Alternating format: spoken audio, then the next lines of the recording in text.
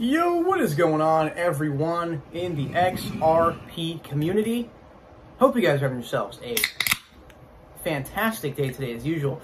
I know I'm not here daily anymore, but the 2 years of non-stop back-to-back streaming daily, it stuck with me because even when I don't really necessarily want to, I still find myself in the mornings looking at XRP charts and scrolling the web for news. Now, I recently did delete Twitter because, my God, it's turned into a political cesspool, but I still got my ways around Reddit, where I can really just get, like, the general gist of what, like, news actually came out of the day.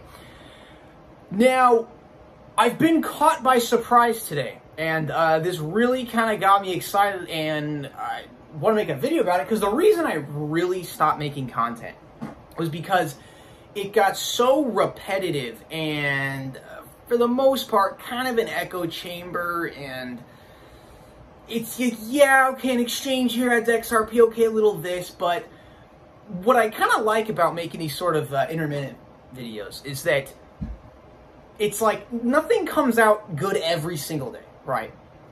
But every few months or so, there's just a real bombshell. Like, for example, Bank of America, that leak that came out.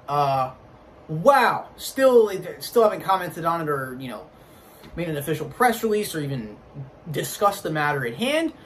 But it's just like, you know, every now and then something insane really comes out. And, you know, I did, like, wipe my computer because it was getting, like, maxed from all this stuff I had from, like, the last 3 years of having this PC. So that's why, you know, the mic's not really working and the camera's not really working. So that's why I'm back here making the OG videos with the phone, which is at 60 FPS, by the way. iPhone XS Max. So let's go ahead and get to the meat and potatoes here. July 22nd, 2020. You know, today, I'm making this video. And it comes from a regulatory body that I have never heard of. In my 3 years of researching XRP, I never knew that there was something called Office of the Comptroller of the Currency. And I'm like, when did this exist? I never knew there's a, like, what, a specific regulatory office for, like, literally currency? Like, jeez, man. So get this. And let's remember Brad Garlinghouse's prediction in 2019 that in 2020, banks would be custodying crypto assets. Okay, now this comes out from OCC. The OCC today published a letter clarifying national banks and Federal Savings Association's authority to provide cryptocurrency custody services for customers. National and state banks and thrifts have long provided safekeeping and custody services, including both physical objects and electronic assets. The OCC has specifically recognized the importance of digital assets in the authority for banks to provide safekeeping for such assets since 1998. I'm not sure if they're talking about just digital, like, other kinds of digital assets that aren't cryptocurrency, but they say since 1998. So I'm assuming, like, you know, when the internet came out and you could actually have, you know, assets digitally. Anyways, where are we at here? In the letter published today, the OCC concludes that providing cryptocurrency custody services, including holding unique cryptographic keys associated with cryptocurrency, is a modern form of traditional bank activities related to custody services. Crypto custody services may extend beyond passively holding keys.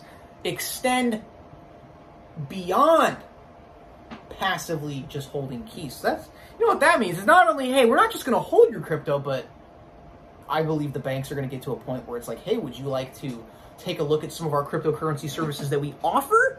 You know, maybe they do some sort of like 401k type of deal where they, you know, lump sum all these, you know, garbage coins into one little contract. But yeah, this is a big step forward. Now, it's not, you know, I do have a part of it where it's like, you can kind of say, like, this is kind of specifically related to XRP, but just for cryptocurrency in general, this is a pretty massive step forward. From safe deposit boxes to virtual vaults, We must ensure that banks can meet the financial services needs of their customers today. This opinion clarifies that banks can continue satisfying their customers' needs for safeguarding their most valuable assets, which today for tens of millions of Americans includes cryptocurrency. My God, these federal banks, I believe, like, yeah, it's not, you know, just state banks. It's like, where do they say it? I don't know. They say it somewhere here where it's like, I believe this is only federal banks, right? So,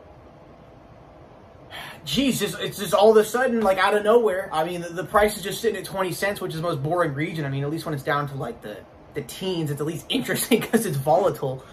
But, yeah.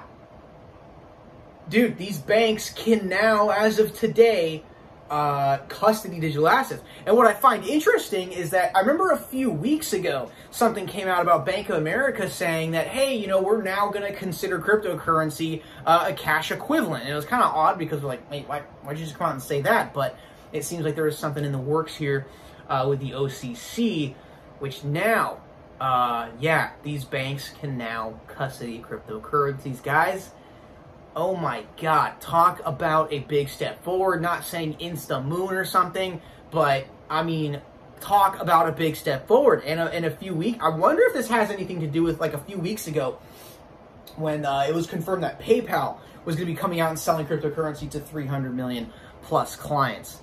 So the institutional hedge here is like, dude, okay, these banks are now able to hold it, which, God dang, like, this is actually, you know, the puzzle pieces we've been talking about for years, it's finally starting to come together.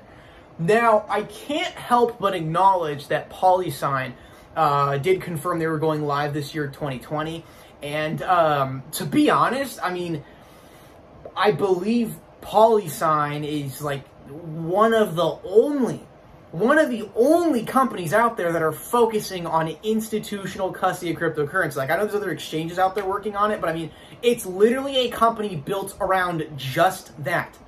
Just that. Institutional custody.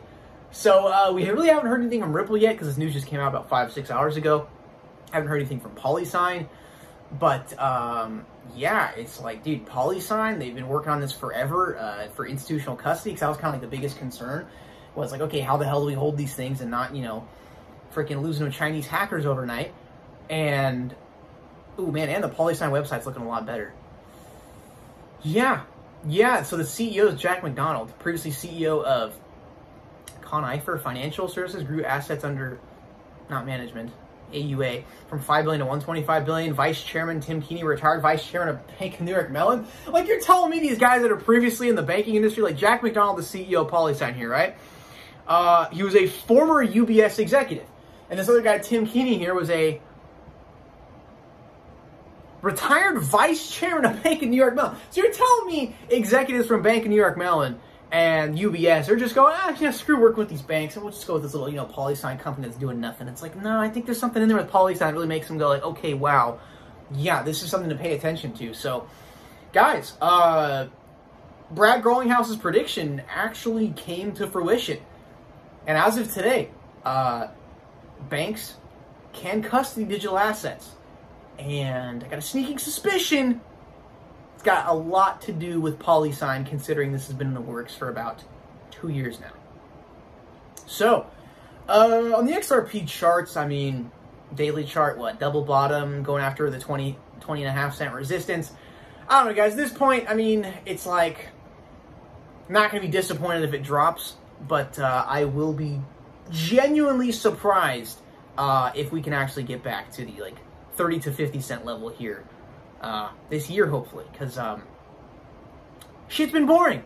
It's been pretty boring lately. So, yeah, we'll see. These, it's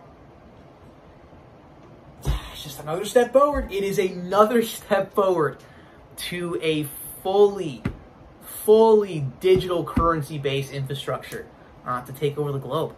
And these banks are going to be the one pushing it because adapt or die. Been talking about it forever. Guys, pretty good stuff. Major step forward. And thank you for tuning in to today's video. I'll see you guys in the next one.